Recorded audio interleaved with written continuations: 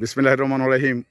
আমরা এখন বিকেলবেলা, তো এই বিকেলে আমাদের দুজন সহযোদ্ধা এবং খুব বিশ্বস্ত সহযোদ্ধা তাদের নিয়েই এখন অবস্থান করছি নদীর ধারে, একবারে আমাদের এই ৪ নং মণিগ্রাম ইউনিয়নের শেষ সীমান্ত।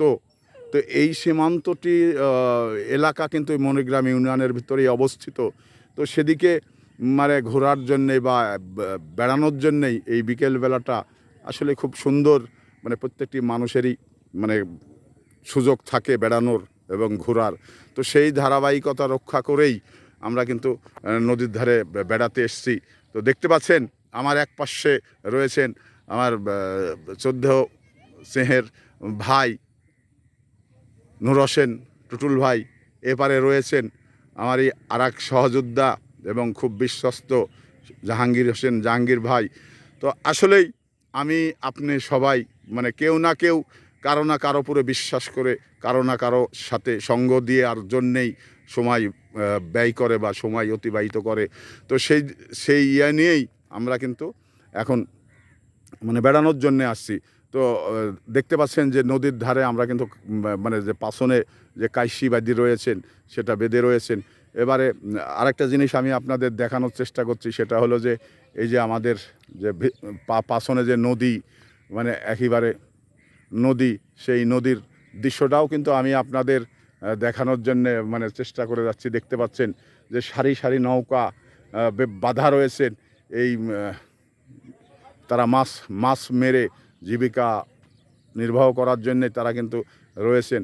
তো সে জায়গা থেকে আমি মানে আপনাদের জানাই উদাত্ত আহ্বান যে আপনারা আসলেই এই যে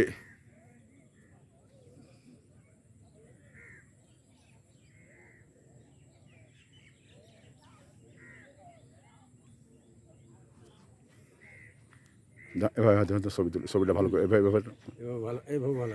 হ্যাঁ, ঠিক আছে,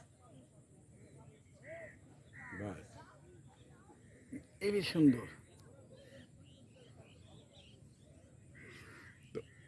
তো সম্মানিত উপস্থিতি, আসলেই যেটা বলতেছিলাম সেটা হলো যে মানুষ একাকিত্ব দূর করার জন্যে, কিছু অবসর সময় কাটানোর জন্যেই কিন্তু মানুষ নিরিবিলি স্থানে বা নিরিবিলি জায়গায় এসে মানুষ সময় কাটানোর চেষ্টা করে।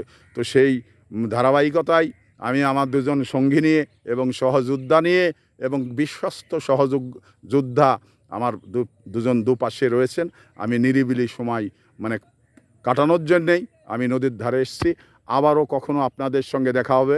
আপনাদের সুস্বাস্থ্য কামনা করি, দীর্ঘ জীবন কামনা করি। আপনারা ভালো থাকবেন এবং সুন্দর থাকবেন, এই প্রত্যাশা রইল।